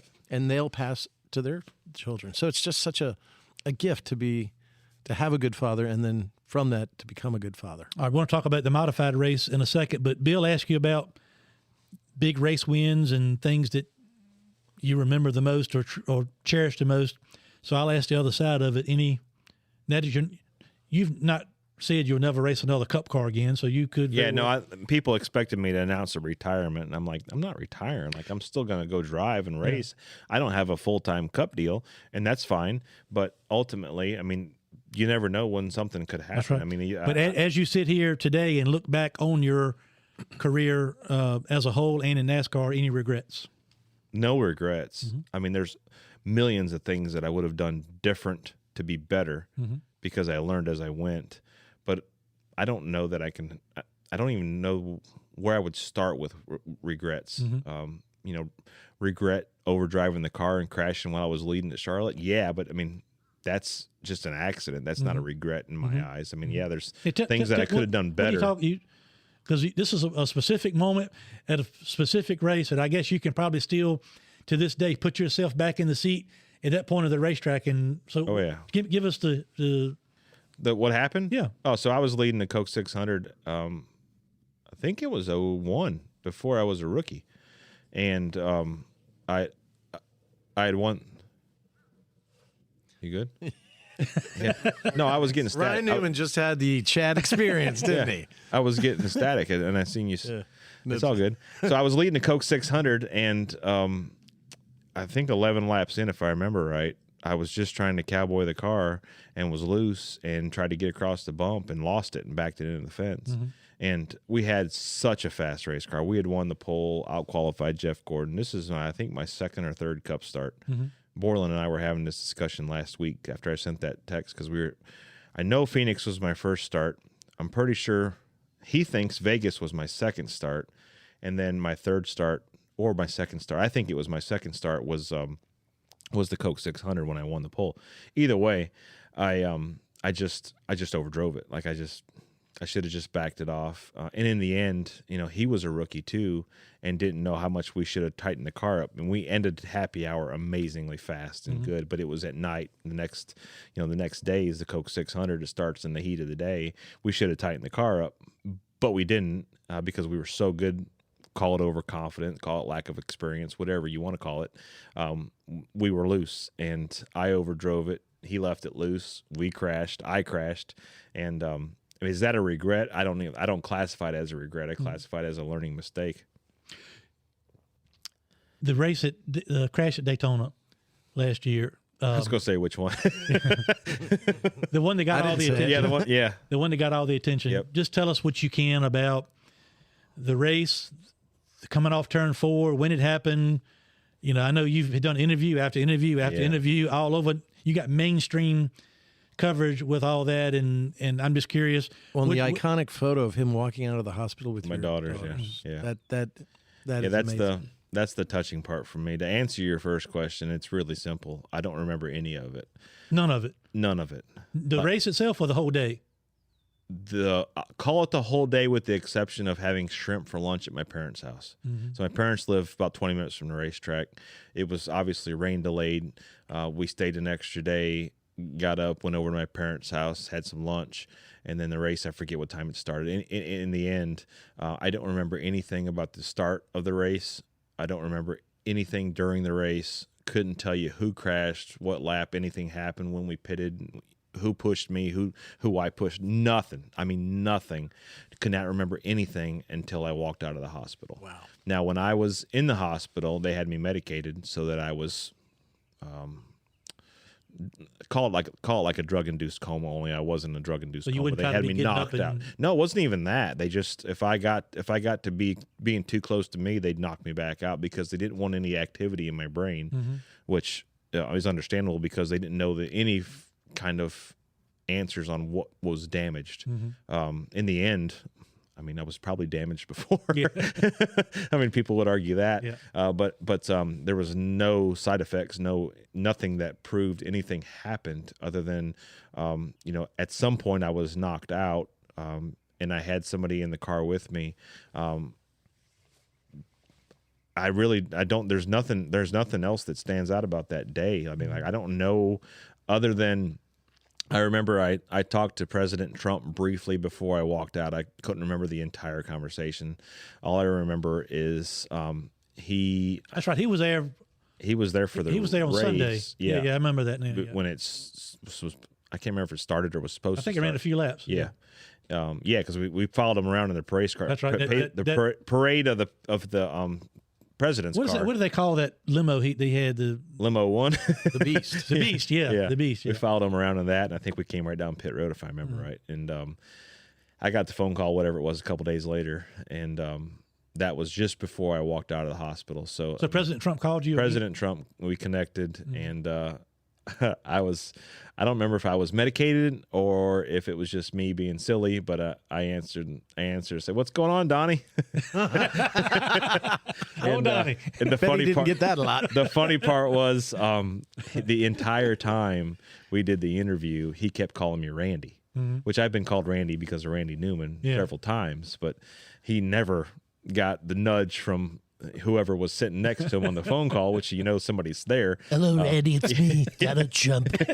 What's up, Donnie? Yeah, Nothing, Randy. How you doing? Can Yeah. imagine that phone call. yeah, it was pretty good, but in the end, I didn't get to say a whole lot, and I was fine with that. But I do say that when I came out of the hospital, had my daughters in my hands, that's when my light switch turned back on, and I felt like I became me again, because ultimately they either had a combination of, like, I don't remember anybody that was in the hospital that came to visit me, none. And I had people that came from Maryland, Georgia, and just different friends that came down to visit, and it was not a good time to come visit somebody. If you remember, that was right prior to all the COVID stuff. But in the end, don't recall any of those people, didn't recall any of the doctors, went back to the hospital later that year when I was racing for the July race, and didn't recollect any of the faces that I was with. Like, nothing came back. There was nothing to come back. Like, that chapter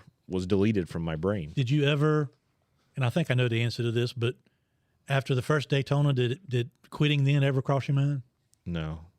I figured it didn't. No, But when you I see had normal people, yeah. when you see normal people and go Right. back to the hospital 6 months later, there were probably people either saying or thinking, "You got to be a nut Yeah. to be back out there again." Well, I mean, we're nuts in the first place, and you know Yeah. that, but we can't explain that in a lot of normal people terms because of what we do. I mean, Right. like, some people won't even think about going over the speed limit, and here we are. Like, what? I mean, that's just a suggestion, right? With 40 other Chad. crazies. Chad drives like a 75-year-old woman. But that was He an does. unbelievable time, unbelievable story.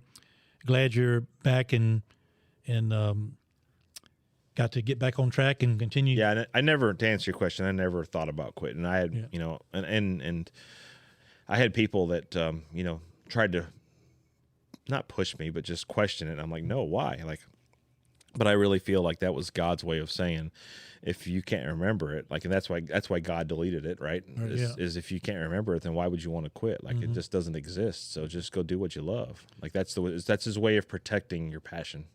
So all this, I know you think you probably had already reached the pinnacle of your career before coming to Caraway to shake down the Sadler Stanley Racing Penske Schmensky. open wheel Sadler stand. modified. But Ryan, to be honest, we're thrilled, tickled. You know that I know this is something you have some experience driving these cars and love to race them. And everybody I talked to before you and I connected on this when I was checking around, because that's kind of been our thing. We wanted to put an open wheel modified on the track, have a full-time guy running for a championship, and build a couple other new cars and put some people in there, legends, people that have racing experience, people know, because Bill has a passion for trying to revitalize to the point that we can short track racing, grassroots short track racing all over the Mid-Atlantic region, but especially in the Commonwealth of Virginia. And so, In fact, this Thursday, I wrote a piece of legislation which was to recognize the NASCAR Stock Car Heritage Trail through the Commonwealth of Virginia to really bring attention to these short tracks in our rural areas, because that's where they mostly are, just like we're here in the middle of nowhere at the Caraway. And we're rolling that out. Virginia Tourism is rolling that out. That's your buddy, Virginia Tourism, on Thursday, which is kind of great timing now that you're coming into the Commonwealth of Virginia, or riding around Richmond International Raceway. That's exciting. We're thrilled. I mean, you know, when we were talking about putting legends in the car, Army calls me up and I said, well, who were you thinking? And he said, Randy Newman. And I said, the guy's a singer. I don't get it. And so we're just like he says, we're so thrilled to have you in it. I think all the fans are going to come out there on Friday night, are going to be thrilled to see it. Those that are watching on TV. And really what we hope is, if you want to sit in it, you want to run it and win it, you have an open invitation, at least on my end, I'm sure, with Hermie as well. yeah, I told We'd love him, to have you in it. regardless of what happens Friday or down the road, anytime he wants the seat, it's his. It's just a great thing for us to have. And we're putting the 39, your old number. Yeah, that was nice too, and I appreciate the opportunity to be a part of this, and I know that you both love racing and want to do it right, and that's why I'm here, because I want to do it right and enjoy it just the same as much as you do, and I'm glad to be the guy that gets to guide it, and the 39 part of it is kind of special to me, because that was, I'd say, my most successful number. I look back to my midget days, Silver Crown car, which I won Rookie of the Year in a Silver Crown car in '96, in a 39 car. My midget in '97, when I first won the night before the 500, my first big USAC midget race was a 39 car. And then obviously when I started at Stewart Haas, I went back to the 39 and won the Brickyard in that. And it's just, to me, it's become my number, and that's it. I mean, it's just a part of my racing heritage. Better than the 6. Much better. I never won in the 6. And look, you ran this race at Richmond Raceway. Was it last year or 2 years ago? Ran last year. Ran the Wheeling Modified Tour yes. race at Richmond last year. Finished third, you Finished said, third, but yeah. it was like a 3-way finish. Yeah, we were 3 wide for second, if I remember right. I ended up third, and we were catching Priest.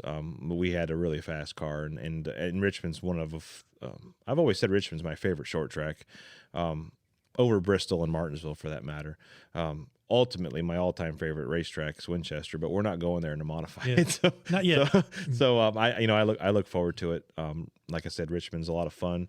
Wheeler Modified Series is a lot of fun, and look forward to it with the brand new team, brand new car with you guys. And not only are we having the 39 on the car, and of course the Sadler Stanley Racing Team is powered by Pace-O-Matic, but one of the things I told Ryan And the Stanley Law Group. one of the things I told Ryan was, if you can, take this opportunity to reconnect with some of your partners, racing partners from the past, and invite them to come on and be a part of the outing on Friday. So what are fans are going to see on the car on Friday night? If you ever get to see it today. We're still waiting on Phil Stefanelli. Yeah, He says 15 minutes. yeah. And this is a great opportunity for us. We've got a new partner that I've never had any experience with, and look forward to it.